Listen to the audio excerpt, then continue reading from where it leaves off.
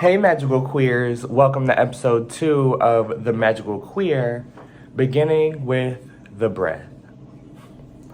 Before we get started, take a deep breath in and exhale. How does that feel? So the first thing that we're going to do is we're going to take a look at some art that I finished most recently. Well, it's not the most recent, but the most recent that I'm showing off. But this painting's called Breathe, and I wanted to depict like how it just feels to meditate and to like get in touch with your inner temple, with yourself. And so I want to encourage you all to just breathe. And so when I breathe and I'm going into my home, I'm like checking in with my body, my home. I'm like, I want to go into a nice ballroom where I can be lit, and then be kind of out of this world. I got like stars on the sky. And then you can go upstairs to the places that are not in this painting. I have like a little kitchen here. You come into the kitchen and we planning and we organizing. And I got my Pan-African flag, but then you can also take the elevator down to the heart room, the trophy room, and yeah, so that's Breathe. Take a moment to just breathe. Period. Sorry, just gotta catch myself being cute sometimes. But yeah, so in addition to being an artist, I am also a wellness, socio-emotional learning, and yoga teacher. I got my certification through a program called Breathe for Change. I'll put the info for them down below in the description. It was a super transformational program, like really loved it.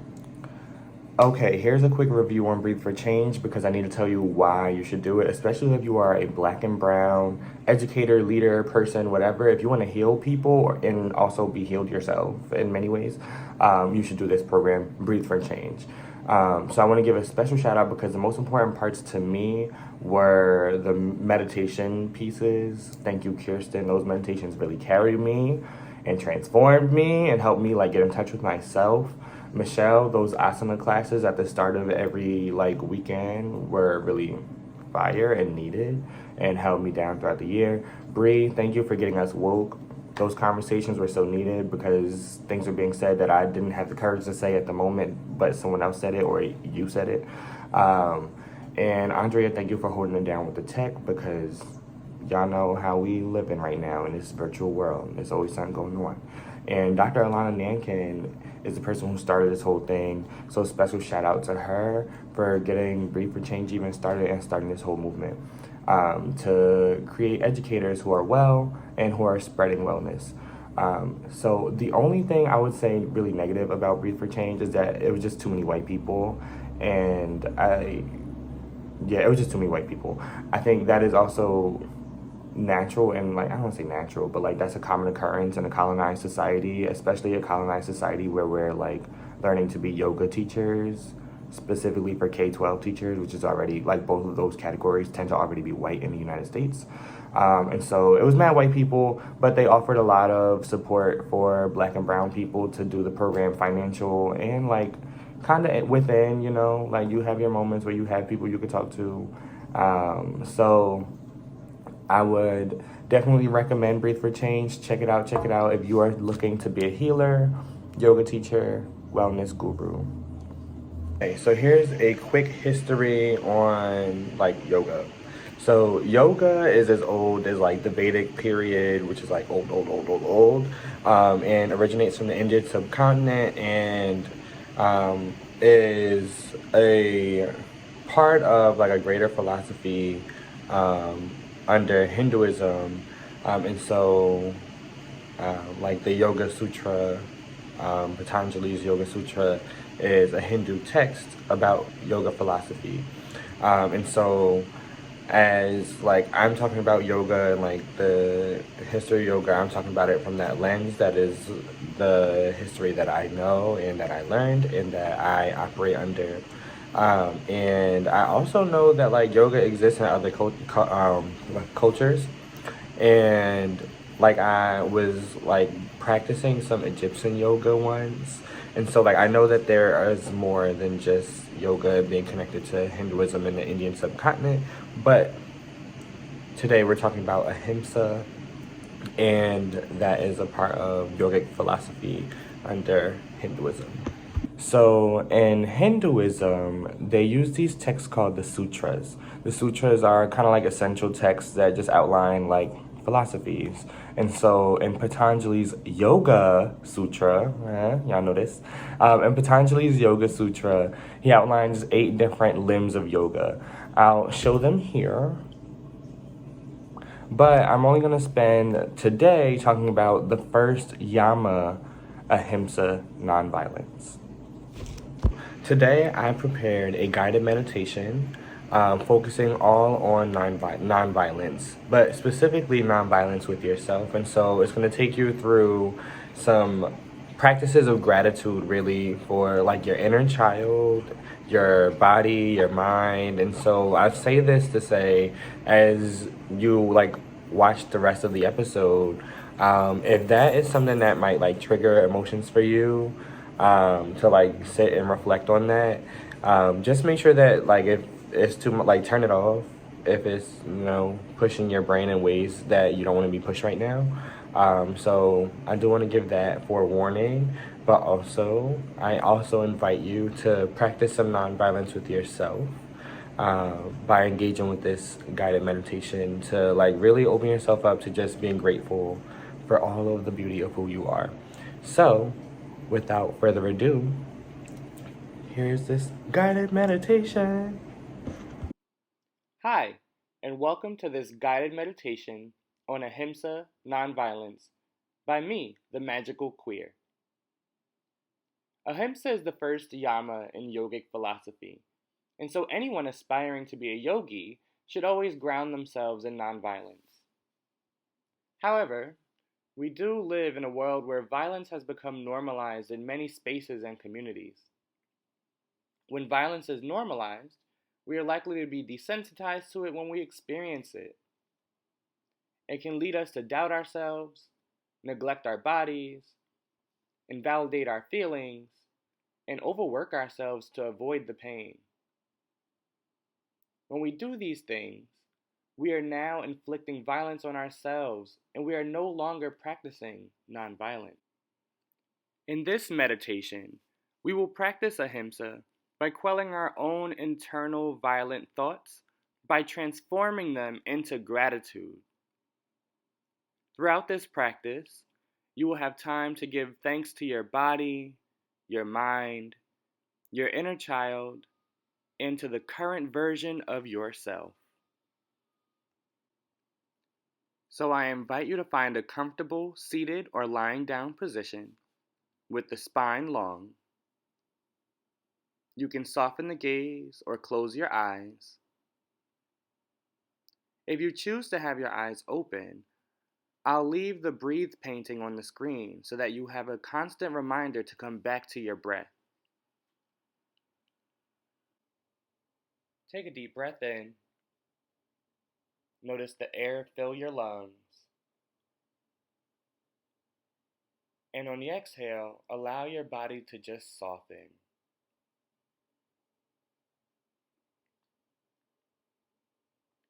Whenever you find your mind getting busy or wandering,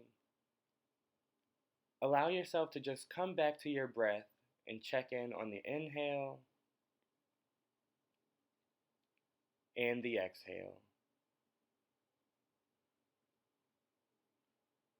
We'll first start by checking in on our bodies and having gratitude for the bodies that carry us around every single day. And so on your next inhale, I want you to notice your crown, notice the very top of your head, and think about, what do you feel there? Are there any sensations? Is it warm or cold? And on your next exhale, I want you to scan down the head, noticing your ears, your forehead, your eyes, your nose, your lips, your chin. As you continue to focus on your breath, Notice your neck and scan down the body, noticing your chest, your core, your belly. On the next inhale, bring your attention back up to your shoulders. Notice, what are you carrying there? How do they feel? And on the exhale, I want you to notice the length of your arms, your elbows, your forearm, your wrist, your palms, fingers, and hands. On the inhale, I want you to bring your attention down to your hips. Exhale, noticing your thighs, your glutes. We'll come down and notice the knees, our shins, calves, ankles and feet, and our toes.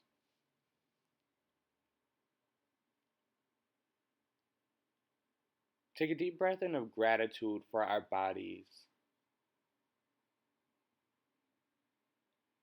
Exhale.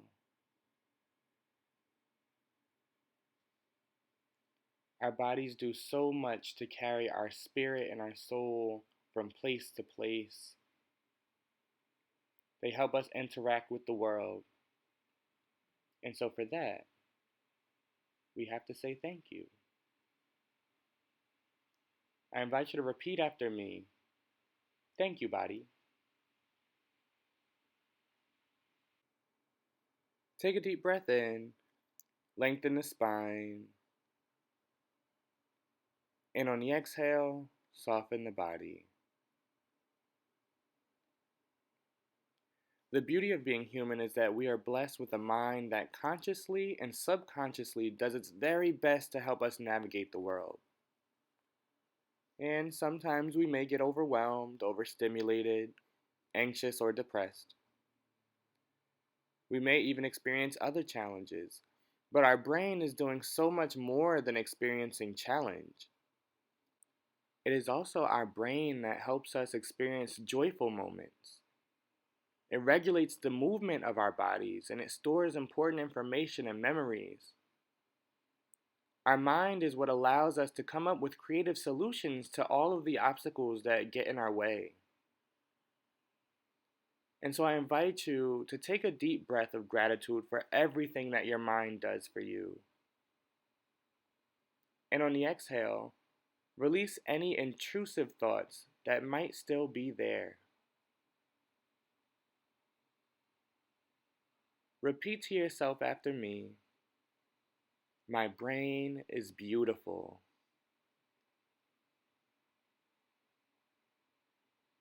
My brain is wonderful. My mind is at peace.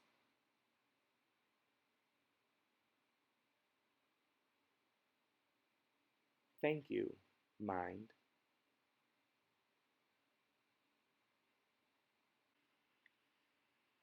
Take a deep breath in. Feel the chest rise.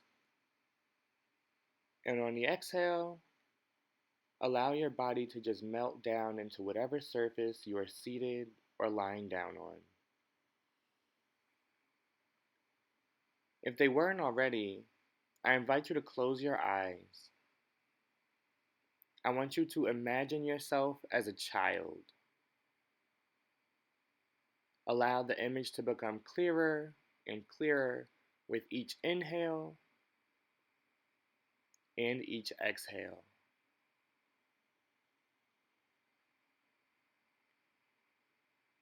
And as you see this child, I want you to think, what do they need? Was it love? Was it a hug? Was it some extra quality time?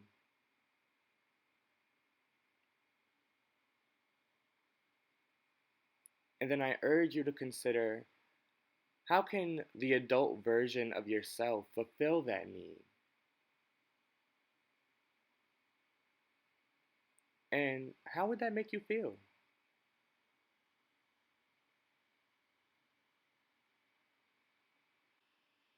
Consider all the experiences that shaped you and honor the journey of this child before you. Repeat to yourself after me, I love you, inner child.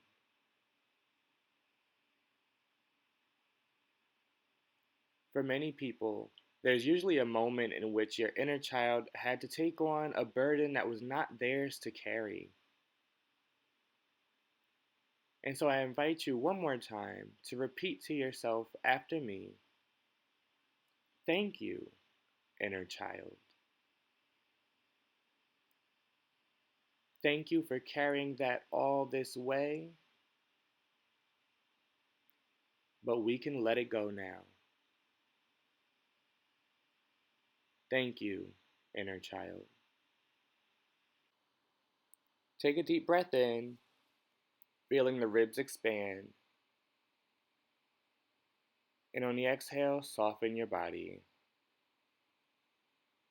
Consider all that you are. You are strong. You are gentle. You are fun. You are wise. You are resilient. You are loved. And there is no one in the world with your unique set of characteristics. You are irreplaceable. You have done so much to get to this point in your life, and so it is time for us to pause to say thank you. I invite you to repeat after me, thank you, self.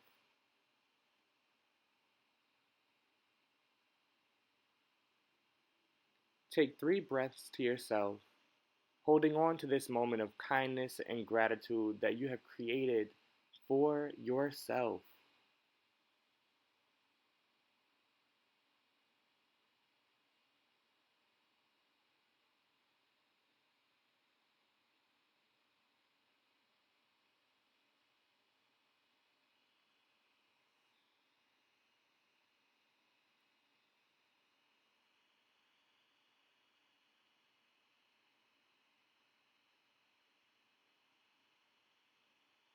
We are all capable of practicing Ahimsa, nonviolence, every day. And it begins with gratitude. As we conclude this practice, I want to personally thank you for dedicating this time to yourself and your own healing. Thank you. I invite you to continue practicing gratitude as a means of nonviolence.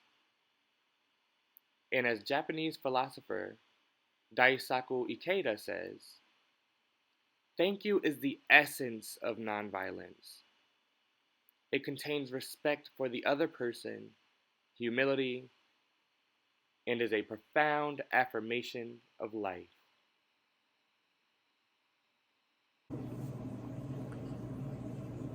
If your eyes are still closed, I invite you to maybe wiggle the toes, wiggle the fingers,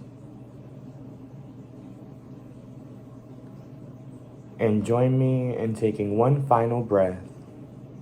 Take a deep breath in, allowing it to be the largest breath of the day.